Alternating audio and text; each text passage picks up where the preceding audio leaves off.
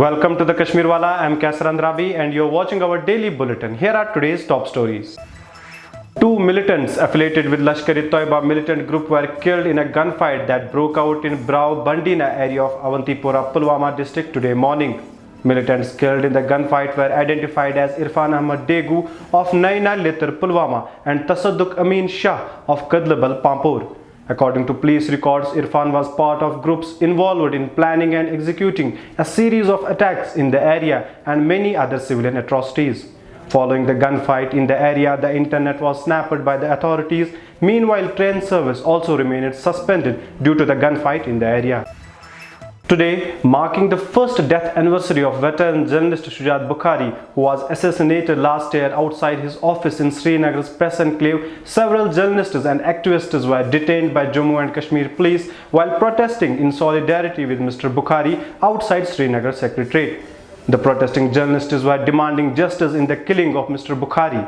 The protesters said that police posted on duty in the vicinity misbehaved with them and journalists covering the protesters. Last year on 14th June in the press colony, a veteran Kashmiri journalist Shujaat Bukhari was shot dead by unknown gunmen at 7:20 in the evening. Alongside him, two of his bodyguards lost their lives too. He was a prominent and uncompromising voice of Kashmir Valley. Mr. Bukhari, who raised his voice for issues in Kashmir as a journalist for more than a decade. Born on 25th February 1968 in Khiri village of Baramulla, was the founding editor of Rising Kashmir, a regional daily newspaper. He was also the president of Adbi Markaz Kamraz, a cultural and literary organization in Kashmir. He was instrumental in organizing several Kashmir peace conferences and was part of the track to diplomacy between India and Pakistan. Survival is the first challenge for any journalism venture in Kashmir. Mr. Bukhari had written 3 months ago in an editorial to commemorate the 10th anniversary of his newspaper Rising Kashmir. But before his killing in press enclave of Srinagar, he had survived 3 assassination attempts on previous occasions. जो हमारे शहीद शुजात बुखारी साहब को पिछले साल शहीद किया गया अननोन गनमैन की तरफ से, ये जो सिलसिला है कश्मीर में किलिंग्स का, ये पिछले कई सालों से चल रहा है। जो भी हमारे लोग एक ब्रिज गैप करने की कोशिश करते हैं, जो हमारे लोग अच्छा काम करने की कोशिश करते हैं, उन्हें इसी तरह गन के ज़रिए एसोनेट किया जाता है। जो ये कत्ल रेजी हो रही है, ये खून रेजी हो रही है, इसको जल्द से जल्द बंद किया जाए।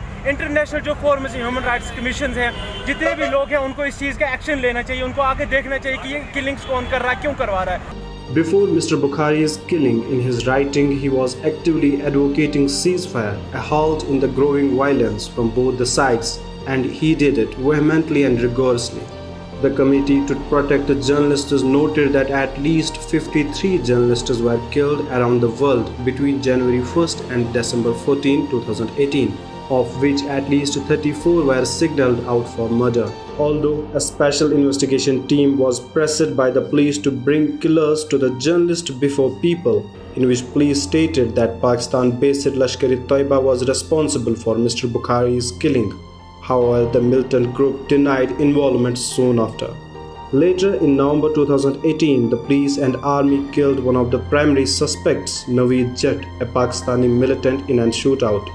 According to the reports, Jammu and Kashmir police is yet to file the final charge sheet, and the case is, however, seems to have been closed without unveiling the facts and answering the lingering question: who really killed Shujaat Bukhari and why?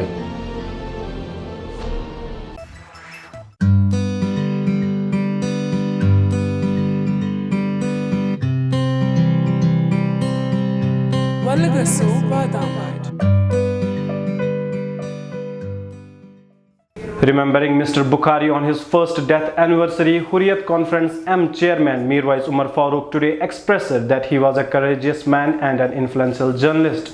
Mirwais said he was an exceptional human being and above all a well-wisher of his people. What beautiful souls we lost to this conflict, he added. Meanwhile, a shutdown was observed in Kriri area of Baramulla district, the Bukhari's native village. In a tragic incident today, at least 26 people were injured after a bus they were traveling in met with an accident in Doda district. As per reports, the driver lost controls and the bus turned a turtle near Gadsupul Road and ended up injuring 26 persons. 6 out of them are said to be in a critical state. The bus was on its way from Doda to Jammu when the accident took place. Prime Minister Narendra Modi today attacking Pakistan said that countries sponsoring, aiding and funding terrorism must be held accountable as he called for a global conference to combat the menace. Modi said that India stood for a terrorism-free society. He further added to it in presence of Pakistan Prime Minister Imran Khan that to combat the menace of terrorism, countries will have to come out of their narrow purview to unite against it.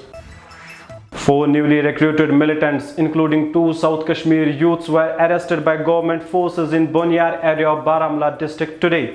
Police claimed that based on specific inputs about the movement of the newly recruited group, which was on their way to line of control, were apprehended late last evening.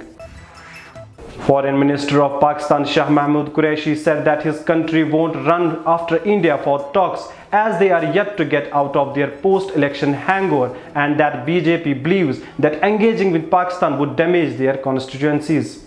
As per a national media organization India Today, Qureshi has said that BJP-led government are still caught under the extreme Hindutva element on which they won the Lok Sabha polls. Reacting over the statement by Governor Satyapal Malik in which he blamed Pakistan for disestablishing peace in the state, United Jihad Council Chief Sayyid Salahuddin today termed the statement far from reality, saying it aimed at misleading the world community. Salahuddin said that 8 lakh Indian forces personnel are carrying out atrocities against the people of Kashmir, and when the Mujahideen retaliate, the Indian leadership blames Pakistan. He said that the attacks of Pulwama in February and now Anantnag were carried out by local militants. He further stated that enormous atrocities on Kashmiris forced them to become Fidaeens. Thank you for watching, and you can find more on our website thekashmirwala.com, and don't forget to follow us here.